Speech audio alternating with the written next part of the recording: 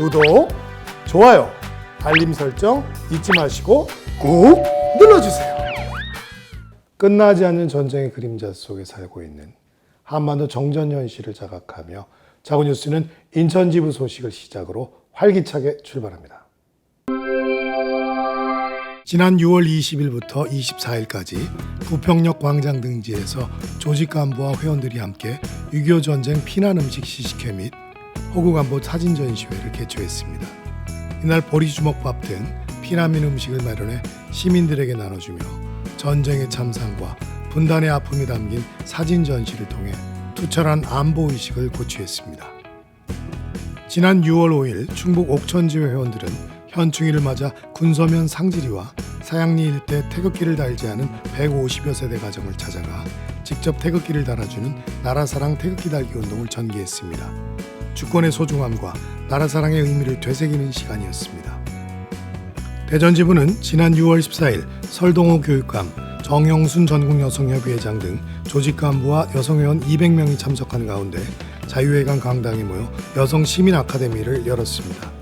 이날 식전공연에 이어 자유민주주의와 시민정치의식이란 주제로 김두진 교수의 강연이 이어졌으며 자유민주 시민의식을 확대하는 뜻깊은 시간을 가졌습니다.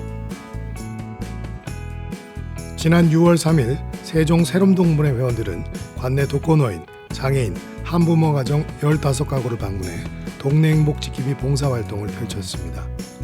사전에 미리 준비한 밑반찬을 직접 전달하며 위로와 돌봄의 시간이 되었습니다. 지난 6월 4일 경남 진주주의 조직간부 및 회원 50명은 관내 충원탑과 진주 항일투사 추모비를 찾아 보온시설 환경정화 활동을 가졌습니다. 자풀 제거와 쓰레기를 수거하며 호국보훈의 의미를 가슴속 깊이 기리는 시간이었습니다.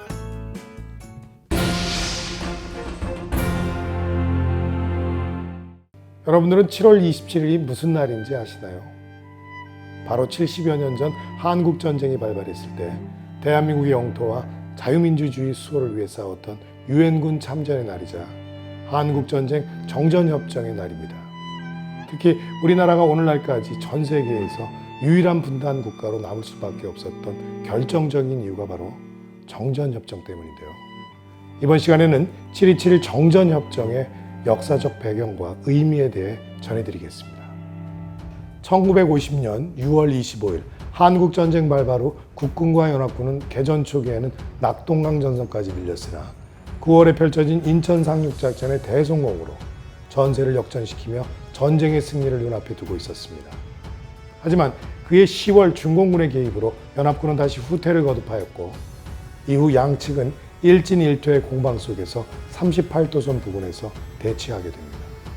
이렇게 전쟁이 장기전 양상을 띠자 1951년 6월 23일 유엔 주재 소련 대표 말리크가 라디오 방송을 통해 공식적으로 휴전을 제의했으며 양측은 1951년 7월부터 본격적으로 정전 협상을 추진하게 됩니다.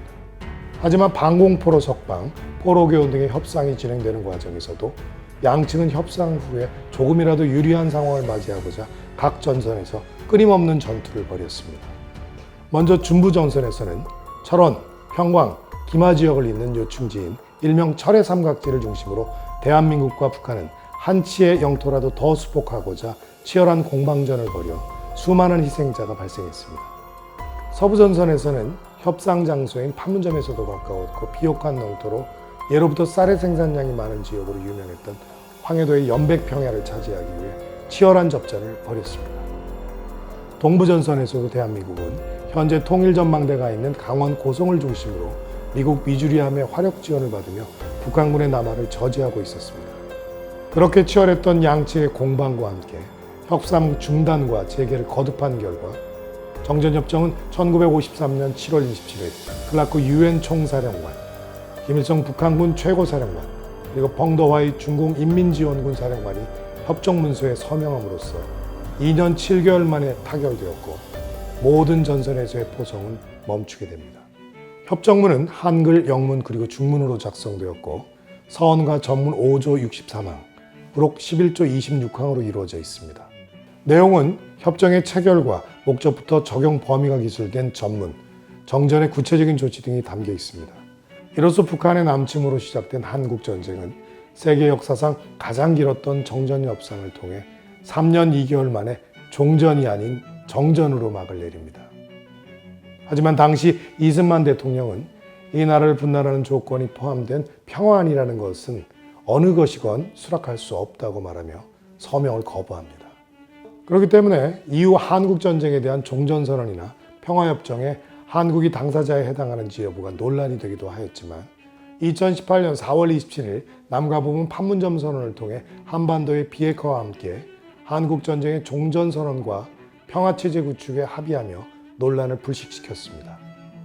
이러한 정전협정으로 인해 대한민국과 북한은 휴전 상태로 들어갔으며 남측은 한글과 영문으로 만든 팻말을, 북측은 한글과 중국어로 만든 팻말을 이용해 동서로 일정한 거리마다 말뚝을 박으며 약 248km의 군사분계선을 만들었습니다.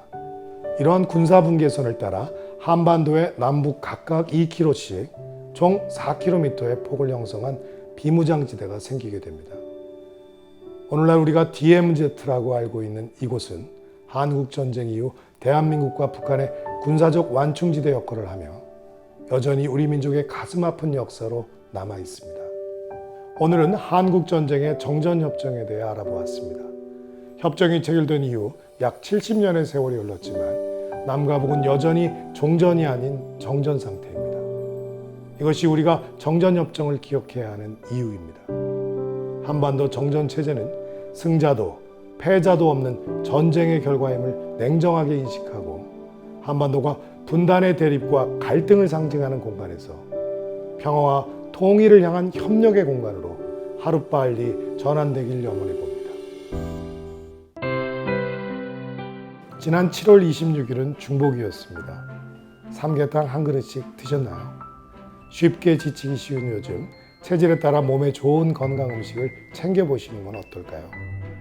다음 달 8월에는 광복절의 의미와 지역 소식으로 다시 찾아뵙겠습니다. 지금까지 자유가 간다 자구뉴스였습니다. 감사합니다.